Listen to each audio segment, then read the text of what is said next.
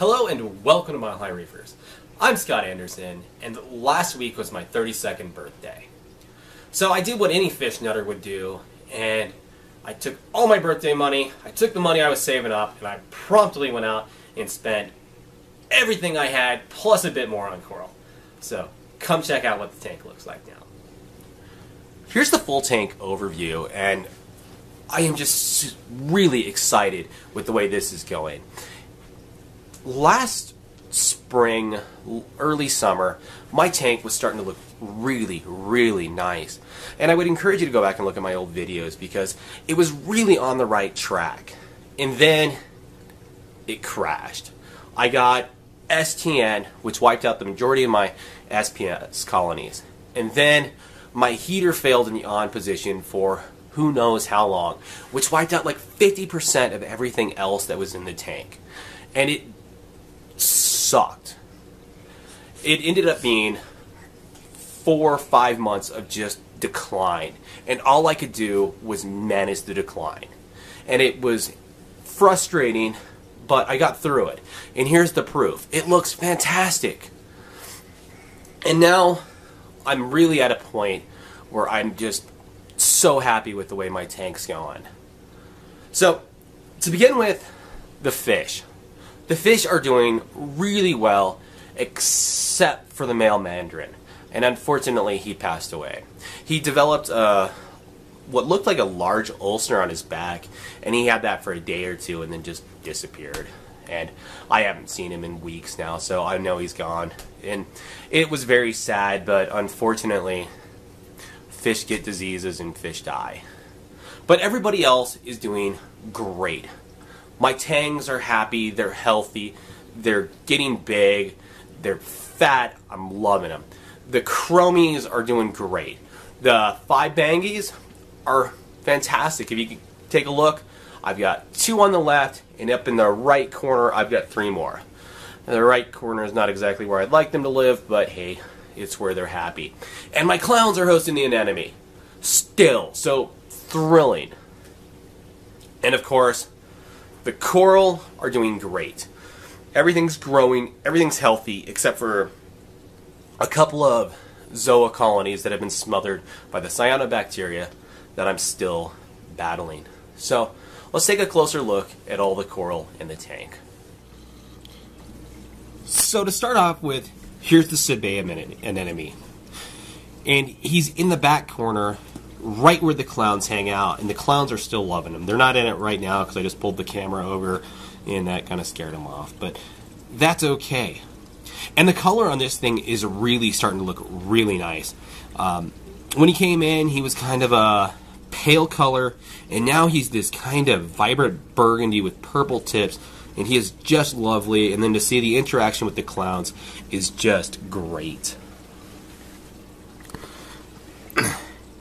And then I also bought this blue mushroom with metallic blue spots on it. And it is just lovely and spectacular. I'm hoping this mushroom will kind of fill up this corner. The main reason I bought this mushroom, though, is that it wasn't attached to a frag plug or anything. And that's really how I like to buy my mushrooms. It seems most of the time when I want mushrooms, they're on a frag plug or they're on a big rock. But this guy was just free floating and relatively cheap, and that makes it really easy to stick him in the tank where I want him. So far he's doing good, and I hope he kind of fills out this corner. The colt coral is just doing lovely. He's hanging out in this corner. He continues to grow. I've put a lot of stuff kind of close to him, and they're supposed to be fairly aggressive. So far, nothing's really having an issue with him. But if I end up having problems with him, I will end up fragging this guy. My devil's hand leather is looking really nice. In the picture here, he looks a little more brown, but he is a really vibrant pink color. And he's growing dramatically. He's full. I mean, like, all of this stuff here is new growth. It's really awesome to see that. Here's another coral I bought during my recent shopping extravaganza, and it's one I've really wanted for a long time. It's a large pineapple brain, and I've just always wanted one, but they've either been expensive or small, and I wanted a big one because these guys grow incredibly slow, so to ever get any real size, I had to buy a big one out of the box. And then I wanted good color. This guy is a really nice bluish green, and it's lovely. So next to him is the long spine urchin, and this guy's pretty funny because we bought a bunch of corals for my birthday, and my wife's walking out of the store and she sees this long spine urchin, and he was just massive when I bought him. He has since shed a lot of spines, and you can kind of see a bunch of those down here in the sand bed. I'm hoping that's not a sign of bad health, more just a sign that my tank's a little tight for such a long spine urchin, but I'll have to just watch him and see how he does. But the funny part was, the guy at the fish store gets the biggest bag he can get, and he just struggles to get this guy in because it's massive, long spines, and he's trying to fit him in the bag, and it was just kind of funny to watch. But eventually he gets in the bag, he triple bags him just so the spines don't pop anything. He gets fine. He gets home fine. No worries. This toadstool leather's been in my tank forever, and he's doing great. Not a lot of growth, but he looks very happy and healthy. These Pallies, or Zoes, I really can't tell the difference, is a set that I bought for $3, cool colors, and they're filling up. Super happy with the way they're doing. These red Zoes are in a section that doesn't get a lot of light. I might end up moving them. Right now I'm keeping an eye on how they're doing, but so far so good. They don't seem like they're really stressing about that low light right there. And that's one thing I'm noticing about Zoes, is they actually do okay in relative low light. So here's a full shot of what I'm calling Big Rock Candy Mountain, and that's just because I keep gluing candy canes onto this thing. I love candy canes. They're just fun. They have awesome colors, they grow relatively quickly, and they're relatively easy to take care of. So I see them in stores. They're usually really cheap, so I just buy a couple and they're all over my tank now. I probably got 10, 12 frags of them. But they're all doing really good. The one on the top is a recent purchase, and I think one of these burgundy and green ones are also a recent purchase. And of course there's the gold hammer that I made the video on the other day. He is doing just fantastic.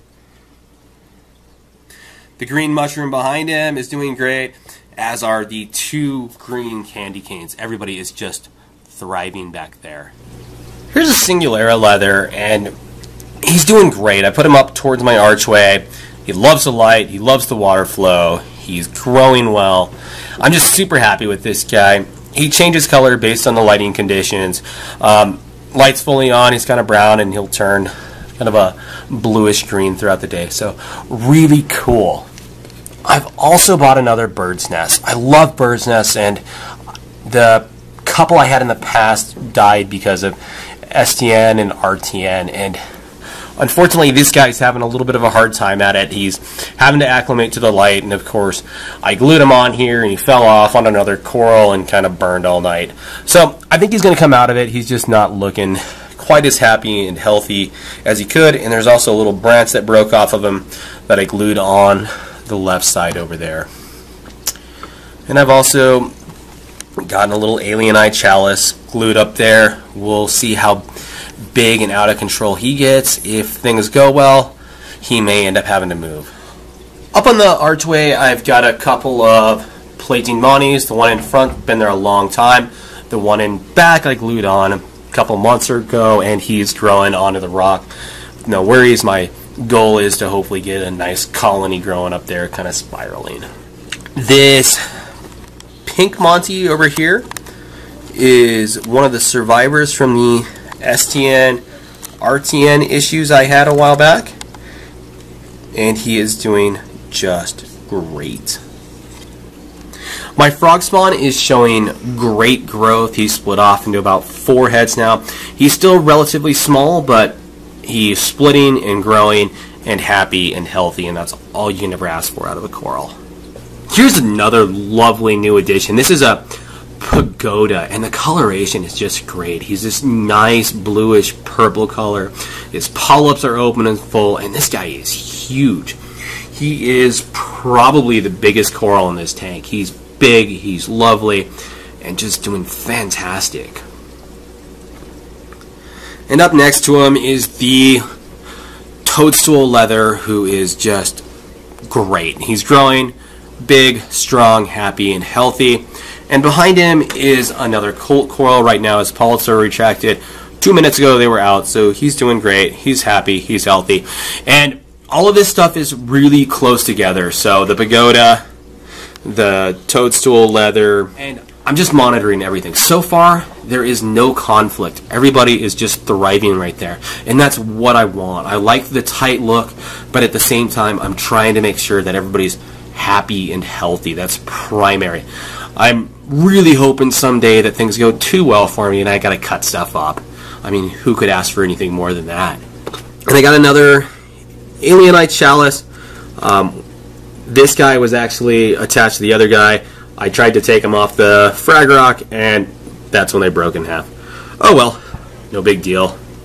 And the rose bubble, he is just doing so incredibly well. He is growing, his coloration's great. I'm just thrilled with him. And another piece of coral I've been looking for a long time, shouldn't be hard to find, and yet locally these have been, is a Montipora digitata, and I've got one. It's in purple, and it was dirt cheap, so who can ask for more than that? If you see the zoes behind him, they're not doing so well. This is one of the colonies that was smothered by the cyanobacteria, and I'm hoping it'll come out of it, but I'm not holding a lot of hope out. I kept blowing him off with a turkey baster, and he just never really got any better. My little blue Rendzerasa clam is doing great. He's growing relatively slowly, but he's beautiful. And that's all I can ask for out of a coral.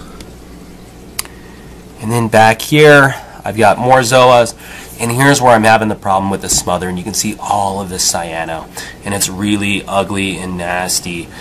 And everything I try to put in here is just smothered. You can see right here, these guys are struggling. That's because cyano keeps growing over them. Although these blue pallies, or whatever they are, and these pinkish orange ones are just thriving in this location. So it seems like a little bigger, a little longer, and they do just great. I think I finally figured out what this thing is. I believe this is an encrusting gorgonia, and it is just slowly growing out. And it's a growth pattern that I really like. It's growing more like a zoe, where it just kind of slowly spreads out. It's not a rapid growth. It doesn't seem to be causing any problems. So I'm really happy with this guy, and in that location it looks just beautiful. And then there's my clam. This guy is enormous. He is growing so big and so fast that I'm thinking I'm going to have to re-aquascape the tank eventually just to keep this guy. I mean, you can see where he's at. He's running out of room. There's barely any room between him and the rock, and I can't even get the MagnaFloat by him anymore to scrape the glass. So one of the few exceptions where I've had way too much success. And I'm really happy about it. He's awesome.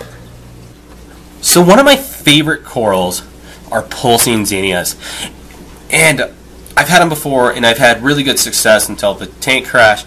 And the biggest problem I've ever had with zinnias is they are too successful. This colony grew in like 2 months. It was like a little tiny, it wasn't a little tiny frag, but it was a fair sized frag, and it's completely covered this rock in 2 months. The growth rate is incredible. But what I did to keep it from going crazy is I put it on a separate rock in the sand bed. And there wasn't enough room between that rock and the coral to keep it from spreading out onto the main rock work. So behind it, I put a colony of fairly inexpensive pallies. I was able to pick up 2 frags of this stuff for $3 each, and I put it right behind there, and that way it keeps the Xenia from having any place to grow. And they're cheap, but they're actually kind of cool looking. And then behind all of that is the mini maxi anemone, and he is doing just great. He hangs out back there, he hardly moves, he's gorgeous, and just a lovely little anemone. Under the Xenia rock lives Gizmo and Rock Lobster. Gizmo, of course, is the goby, and he is beautiful. He's cool. He just hangs out there all the time. He'll swim out to eat mysis shrimp, but that's about it. The problem, though, with the pistol shrimp is they undermine everything. You can see all of the digging he's doing. And right now it's under the Xenia rock, so it's not really a big deal. And I did that on purpose. I put him under the Xenia rock so he wasn't going to undermine a large piece of rock work, because that would be really, really terrible to have something cave in. But I love these guys. They're lovely little fish, and so far he's been super easy to keep. My open brain is just slowly dying off. I'm not giving up on him, but I'm not holding out a lot of hope either. This little Singulara leather is new. I picked him up the other day. He was like a $7 frag, something like that. Really cool. Love him. Cool colors. I'm just love leathers. And then I've got these green Pallies, which are a gorgeous color. They just don't grow very fast. They're happy, they're healthy, but they're slow growers. And then my green Fabia. I've had this guy in the tank for about a month. His coloration is awesome. He's always putting out feet or tentacles. He's always snatching stuff out of the water column, mysis shrimp and the lot. He's just doing incredibly well. On the back of this rock, I'm trying to establish a little zoa garden. It's a low light area where I can't put anything big, so I'm just trying to put little zoas on there to get the back of this thing really looking nice. I'm going to leave you with a full shot of the tank. I'm really, really happy with the way things are going. I'm at the point where I really feel like I can enjoy this. The tank is well stocked. I no longer have to be spending huge amounts of money on coral to really fill this thing up. It's just gorgeous as is. I'm now just got to work hard to maintain water parameters and just let this thing thrive. The equipment is really where I want it to be. I feel like I've got it nailed down. The pump I have faith in now. The calcium reactor is doing great. The wave motion in the tank is really doing well. The lighting's good. Everything is just where I think it needs to be. So, for the first time in a long time, my tank is what I've always wanted. So, thanks for watching this episode of Mile High Reefers, and I'll see you on the next one. If you haven't subscribed yet, I highly recommend you do, as I've got much more stuff to come. My next big project will be the frag tanks. Not sure when those are going to happen, but as you can see, I'm full. I got to do something.